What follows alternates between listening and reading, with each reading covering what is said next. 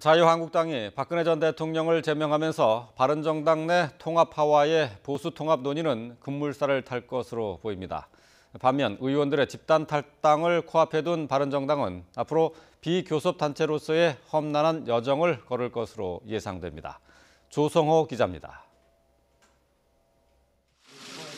보수 재편을 위한 자유한국당의 첫발은 1호 당원 박근혜 전 대통령 제명이었습니다. 박 전 대통령과 정치적 결별 없이는 괴멸 위기의 보수 진영을 재편할 수 없고 내년 6월 지방선거는 물론 3년 뒤 총선 승리도 쉽지 않다는 판단에 따른 겁니다.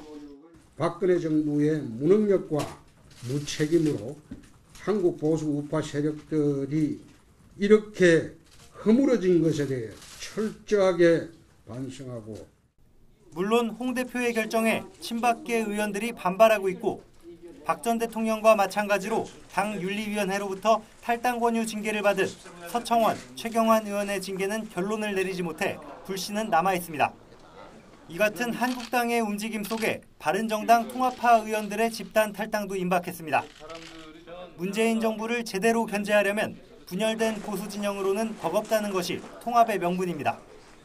내일 의원총회에서 이런 주장을 편 뒤 이르면 모레쯤 탈당을 결행할 것으로 보입니다.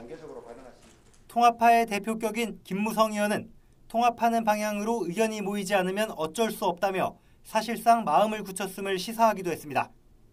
이 같은 움직임에도 유승민 의원을 비롯한 독자 노선파는 오는 13일 전당대회를 예정대로 치러 새 지도부를 선출할 계획입니다.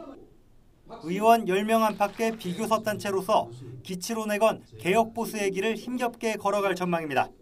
박근혜 전 대통령 출당이 대단한 개혁인 것 같이 그래 포장되는 데 대해서 동의를 못하죠. 믿을 거라고는 사실은 바른정당에 대한 국민의 지지 그거밖에 없으니까.